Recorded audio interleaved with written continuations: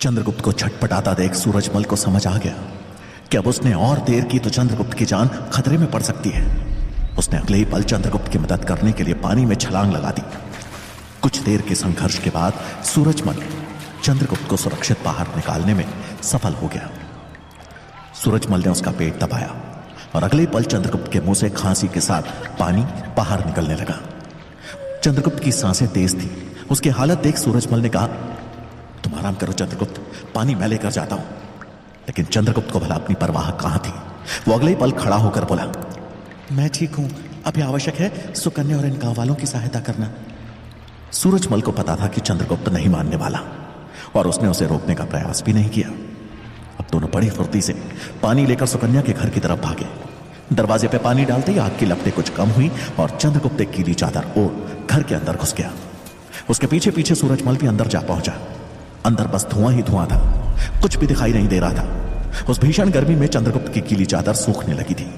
चंद्रगुप्त ने घर के आंगन में जाकर बड़े ध्यान से देखा तो बीच में सुकन्या की मां और पिताजी दोनों मूर्छित होकर जमीन पर पड़े थे। आंगन के चारों तरफ आग ने जैसे घेरा बनाया हुआ था। चंद्रगुप्त ने बिना कोई दूसरा विचार किए आग के घेरे को चीरते हुए आंगन की तरफ छलांग लगा दी और अगले ही पल वो सुकन्या की मां और पिताजी के पास था। उनका शरीर आग से काफी हद तक झुलस चुका था। चंद्रगुप्त और सूरजमल को अंदर जाता देख सुकन्या ने भी अपने आप को उस आदमी से जैसे तैसे छुड़ाया और अंदर की ओर भागी। कुछ हिम्मत जुटाते हुए वो आदमी भी सुकन्या के पीछे पीछे अंदर भागा। तब तक चंद्रगुप्त सूरजमल की मदद से सुकन्या के माता पिता को ले आंगन में लगी आग के घेरे से बाहर आ चुका था। अब सबने मिलकर किसी तरह सुकन्या के माता पिता को उस दहकते घर से बाहर निकाला, लेकिन तब तक बहुत देर हो चुकी थी। आग ने अपना काम कर दिया था और सुकन्या के माता पिता दोनों की मृत्यु हो गई। उनके झुलसे हुए मृत शरीर देख सुकन्या की चीख गूंज उठी। उनको ना बचा पाने का पछतावा चंद्रगुप्त के चेहरे पर साफ झलक रहा था। काफी प्रयासों के बाद गांव में फैली आग को किसी तरह से काबू में किया गया, लेकिन तब तक काफी जानमाल का नुकसान हो चुका था। गांव में लगी यह आग किसी की गलती नहीं, बल्कि सोची समझी गहरी साजिश थी। अपने माता पिता को यूं अचानक खोने के कारण सुकन्या गहरे सदमे में चली गई थी। उसकी दशा देखकर चंद्रगुप्त ने सूरजमल से सवाल किया, आचार्य, क्या हम इसे अपने साथ आश्रम नहीं ले जा सकते? चंद्रगुप्त की चिंता सूरजमल को समझ आ रही थी। वो खुद भी यही चाहता था। उसने सुकन्या के पास जाकर उसे सांत्वना देते हुए कहा, तुम अकेली नहीं हो। मैं चंद्रगुप्त, आचार्य चाणक्य, हम हैं ना तुम्हारा परिवार। तुम चाहो तो आश्रम में आकर रह सकती हो। सुध-बुध खो बैठी सुकन्या ने जवाब देते हुए कहा कि वो अपने माता पिता के दाह संस्कार के बाद ही कोई निर्णय लेगी। कुछ ही देर में गांव वालों ने सभी मृत जनों को एक जगह इकट्ठा किया और उन मृत व्यक्तियों के परिजनों की दर्द भरी किलकारियां पूरे वातावरण में गूंज उठी। उदास होकर चंद्रगुप्त और सूरजमल आश्रम लौट गए। चाणक्य को आज तक्षशिला से आश्रम लौटने में देर हो गई थी। रात काफी हो चुकी थी। चंद्रगुप्त की प्रवेश परीक्षा की उधेड़बुन में खोए चाणक्य आगे बढ़ रहे थे कि तभी उन्हें लगा कि कोई उनका पीछा कर रहा है। वो पीछे पलटे तो कोई नहीं दिखा। चाणक्य फिर आगे बढ़े, लेकिन इस बार वो सतर्क थे। उनकी चाल में कोई बदलाव नहीं आया, लेकिन अब वो अपने पीछे हो रही हर हरकत, हर आवाज के प्रति सजग हो आगे बढ़ रहे थे। इस लुक्का छिपी के खेल में चाणक्य आश्रम तक पहुंच गए, लेकिन उन्हें उस अंधेरे में कोई नहीं दिखा। ऐसा लग रहा था मानो रात के अंधेरे ने उस साय को अपनी गोद में छुपा लिया हो। आश्रम पहुंच जब चाणक्य को सूरजमल से सुकन्या के बारे में पता चला तो वो बहुत दुखी हुए।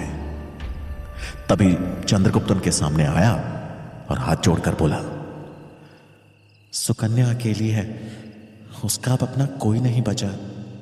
क्षमा आचार्य, लेकिन हमने आपसे बगैर पूछे उसे अपने साथ यहां आश्रम में आकर रहने का प्रस्ताव दिया है। अगर वो चाहे तो क्या वो यहां आकर रह सकती है? चंद्रगुप्त की आंखों में करुणा देख चाणक्य का हृदय द्रवित हो गया। उन्होंने हामी भरते हुए कहा, अवश्य, सुकन्या हमारी पुत्री समान है। वो अकेली नहीं है, उसका पालन पोषण अब हम करेंगे, तुम उसकी चिंता मत करो।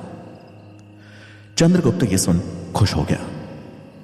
चाणक्य सुकन्या को उसका परिवार तो नहीं लौटा सकते थे, लेकिन उसे अपने पास रख उसकी देखभाल करने का निर्णय लेकर उनके चेहरे पर एक संतोष का भाव था।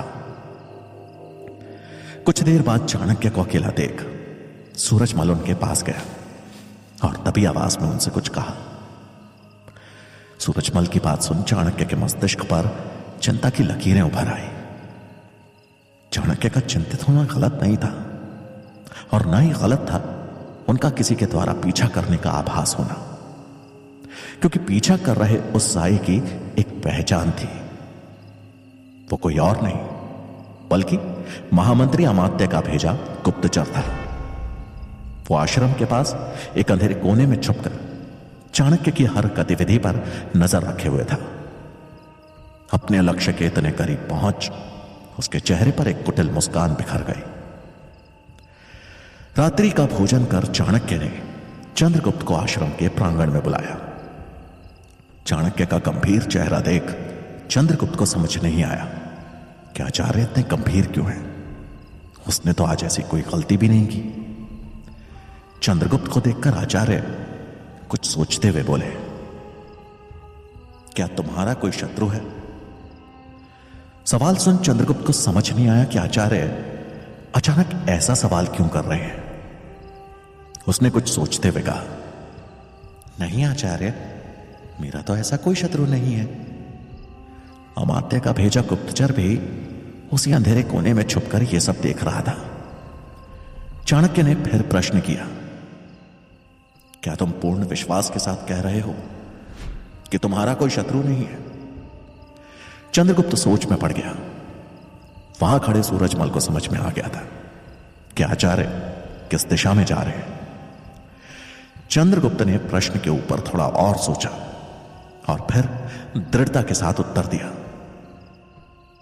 नहीं आचार्य, मेरा कोई शत्रु नहीं है। चंद्रगुप्त का उत्तर सुन चाणक्य गहरी सांस लेते हुए बोले, चंद्रगुप्त, याद रहे कि शत्रु किसी भी रूप में हो सकता है। यह सुनकर अंधेरे में छुपा गुप्तचर थोड़ा सकपका गया। वो मन ही मन बोला, कहीं इस ब्राह्मण को पता तो नहीं चल गया कि मैं उसके पीछे लगा हूं। ऐसा सोचते हुए उस गुप्तचर ने अपनी तलवार पर और मजबूती से पकड़ बना ली और चाणक्य की बातें सुनने लगा। इधर चाणक्य का यह कथन कि शत्रु किसी भी रूप में हो सकता है ने चंद्रगुप्त को और गहन रूप से सोचने पर मजबूर कर दिया। किसी निष्कर्ष तक ना पहुंचने पर उसने आचार्य से प्रश्न करते हुए कहा, मुझे कुछ समझ नहीं आ रहा आचार्य, मेरा किसी भी रूप में कोई शत्रु नहीं है। चंद्रगुप्त की बात सुनकर चाणक्य बोले, ऐसा नहीं है कि शत्रु हर बार तुम्हें सामने नजर आए। सबसे खतरनाक शत्रु वही है जो तुम पर छुपकर वार करता है। तुम्हें उसके आने की भनक भी नहीं लगती और वो तुम्हारा सर्वनाश कर देता है। चाणक्य की बात सुनकर अब उस गुप्तचर को यकीन हो गया कि उसका भेद खुल गया है। वो इधर उधर देखने लगा कि कहीं कोई अनजान खतरा उसकी ओर बढ़ तो नहीं रहा, लेकिन उस अंधेरे कोने में वो अकेला था। उसकी सांसें तेज हो गई। वो अपनी ही जगह पर खड़ा हो अब और अधिक चौकन्ना हो गया। इधर चाणक्य चंद्रगुप्त के हाव भाव देखकर समझ गए कि उसे अभी भी इशारा समझ नहीं आया है। उन्होंने उसके विचारों को लगाम लगाते हुए कहा, तुम कह रहे हो कि तुम्हारा कोई शत्रु नहीं है, लेकिन मैं कल तुम्हारी भेंट तुम्हारे शत्रु से करवाऊंगा। हमेशा याद रखना, इससे पहले कि तुम्हारा शत्रु तुम पर हावी हो, तुम्हें उसका सर्वनाश कर देना चाहिए। आचार्य के इस वाक्य ने अब चंद्रगुप्त को गहरी सोच में डाल दिया। इधर कोने में छुपे गुप्तचर का हलक सूख चुका था। चाणक्य की बात सुनकर उसने मन ही मन निर्णय लिया, तुझ जैसा ब्राह्मण और ये बच्चा क्या मारेगा मुझे। महामंत्री अमात्य ने मुझे सिर्फ नजर रखने को कहा था, पर अब लगता है कि तुम दोनों का इस संसार से जाने का समय आ चुका है। अगला मौका मिलते ही मेरा वार और तुम दोनों का शीश होगा। वो गुप्तचर सारी रात आश्रम के पास ही एक पेड़ के पीछे छिपा रहा और वहीं उसकी आंख लग गई। जब सुबह उसकी आंख खुली तो आश्रम में कोई आहट न पाकर वो हैरानी में दबे पांव तलवार लिए आश्रम की तरफ बढ़ा। लेकिन जब उसने आश्रम के अंदर खोजना शुरू किया तो वहां कोई भी नहीं था। सब इतनी सुबह सुबह कहां निकल गए? गुप्तचर ने हैरानी में खुद से ही सवाल किया, कहीं वो ब्राह्मण मेरे खिलाफ कोई साजिश तो नहीं रच रहा? कहीं उसे आभास तो नहीं हो गया कि मैं उसके पीछे लगा हूं? मुझे सतर्क रहना होगा। यह सोचते हुए वो तुरंत ही आश्रम से बाहर आ गया और उसी पेड़ के पीछे जा पहुंचा जहां वो रात में सोया था। मुझे सही समय का इंतजार करना होगा। सही समय पर सही वार ही मुझे जीत दिला पाएगा। यह सोच वो वहीं छुपकर प्रतीक्षा करने लगा। लेकिन उसे नहीं पता था कि चाणक्य सुबह सुबह ही चंद्रगुप्त और सूरजमल के साथ एक घने जंगल में पहुंच चुके थे, जहां आज आचार्य चंद्रगुप्त के सामने एक नई चुनौती रखने वाले थे। आचार्य ने चंद्रगुप्त से प्रश्न करते हुए कहा, अंतिम बार पूछ रहा हूं कि क्या तुम्हारा कोई शत्रु है? चंद्रगुप्त ने थोड़ी देर और सोचा और फिर जवाब देते हुए कहा, नहीं आचार्य। चाणक्य ने चंद्रगुप्त का जवाब सुनकर कहा, तो ठीक है, तुम यहीं प्रतीक्षा करो। कुछ ही देर में तुम्हारा सामना तुम्हारे शत्रु से होगा, तैयार रहना। ऐसा कहकर चाणक्य और सूरजमल वहां से चले गए। चंद्रगुप्त अब अकेला था। उसने कमर पर लगी अपनी कटार पर हाथ रखा और चौकन्ना हो चारों तरफ देखने लगा। उसे विश्वास था कि अपनी कटार के साथ किसी भी मुसीबत का सामना वो कर सकता है। हाथ में कटार लिए वो इधर उधर देख ही रहा था कि तभी एक बड़ा सा पत्थर उसके पास वाले पेड़ से जा टकराया। चंद्रगुप्त ने उस दिशा में देखा तो उस पत्थर ने एक मधुमक्खी के छत्ते को तोड़ दिया था। छत्ते से चिपकी मधुमक्खियां इधर उधर भागने लगी। मधुमक्खियों के एक झुंड को अपनी ओर आते देख चंद्रगुप्त को आभास हो गया कि हाथ में ली हुई कटार किसी काम की नहीं है। उसने कटार को तुरंत अंदर खोसा और उन मधुमक्खियों से बचने के लिए वहां से भाग खड़ा हुआ। मधुमक्खियों का एक बड़ा सा झुंड किसी काले साए की तरह उसके पीछे था। चंद्रगुप्त को कुछ समझ में नहीं आ रहा था कि वो इस मुसीबत से कैसे बचे। तभी भागते हुए उसे एक बात याद आई जो उसने कभी अपनी माई से सुनी थी कि अगर मधुमक्खियों से बचना हो तो इंसान को पानी की तलाश करनी चाहिए। पानी ही सुरक्षा कवच बनकर मधुमक्खियों से बचा सकता है। अब चंद्रगुप्त की नजर आसपास किसी नदी या तालाब को तलाशने लगी। उसने पीछे मुड़कर देखा तो सैकड़ों मधुमक्खियां जैसे उससे बदला लेने के लिए उसकी तरफ बढ़ रही थी। उसने अपनी गति और तेज कर दी और जल्दी ही उसे एक और पानी के बहने की आवाज सुनाई दी। आवाज सुनकर उसके चेहरे पर चमक आ गई। उसने तुरंत अपनी दिशा बदली और पानी की तरफ बढ़ चला। कुछ ही समय में वो एक नदी के करीब जा पहुंचा। नदी का गहरा पानी देखकर एक पल के लिए वो सहम गया। गहरे पानी के डर ने उसके अंदर सिरहन पैदा कर दी। लेकिन पीछे चली आ रही मधुमक्खियों का डर तेजी से उस पर हावी हो रहा था। उसने और कोई विकल्प न देखते हुए नदी में छलांग लगा दी। नदी का बहाव धीमा था लेकिन पानी गहरा, जिसमें गिरते ही चंद्रगुप्त की जैसे जान निकल गई। पानी में डूबते ही उसकी सांसें डर से तेज चलने लगी और वो पानी से ऊपर निकलने के लिए छटपटाने लगा। हाथ पैर इधर उधर मारते हुए जैसे ही वो पानी से बाहर आया तो ऊपर मधुमक्खियों ने घेरा बनाया हुआ था, मानो उसके बाहर निकलने का ही इंतजार कर रही थी।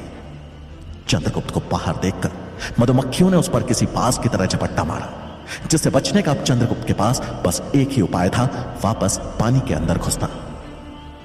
उसे समझ आ गया था कि अगर मधुमक्खियों से बचना है तो कुछ देर पानी के अंदर ही रहना होगा।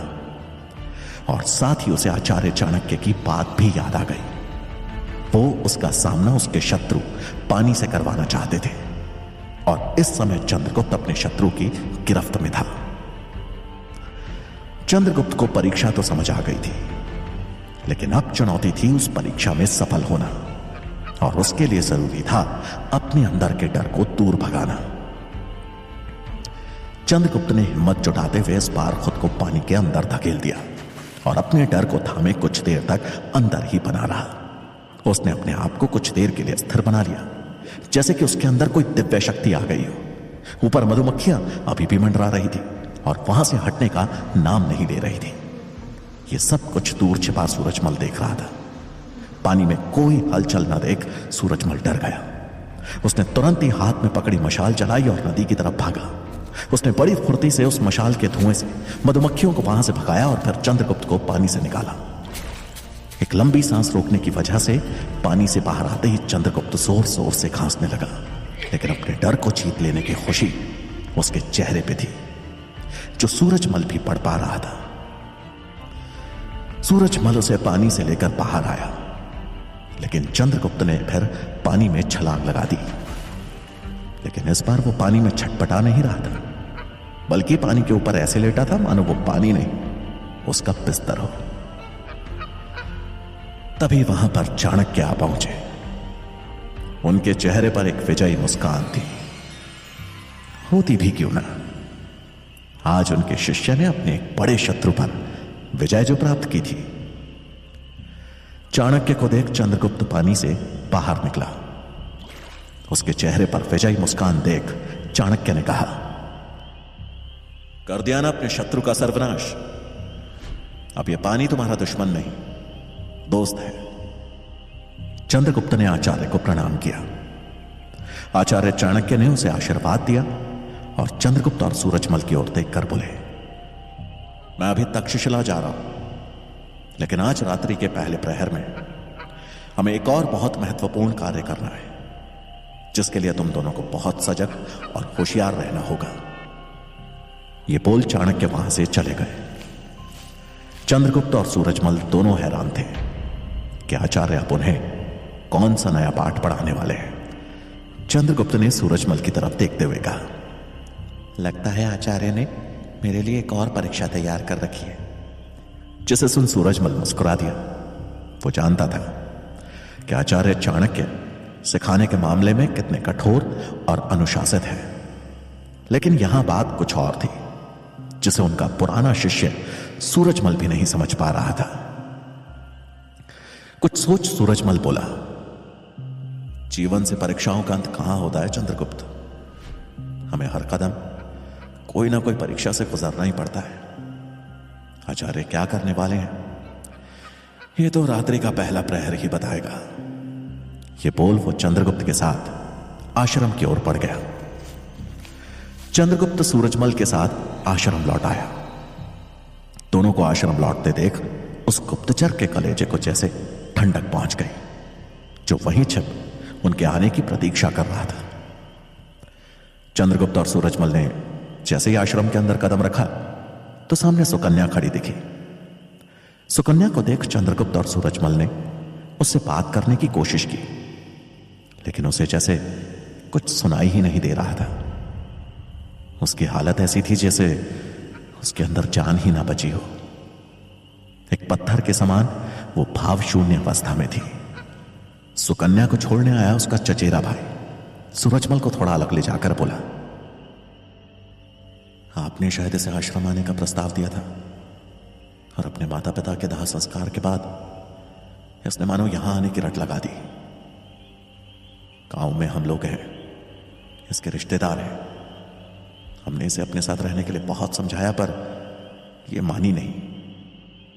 उनकी बात सुन सूरजमल ने उसकी चिंता को दूर करते हुए कहा, चिंता मत करो तुम, इस आश्रम के लोग भी उसका परिवार ही हैं। हम सब उसकी देखभाल अच्छे से करेंगे।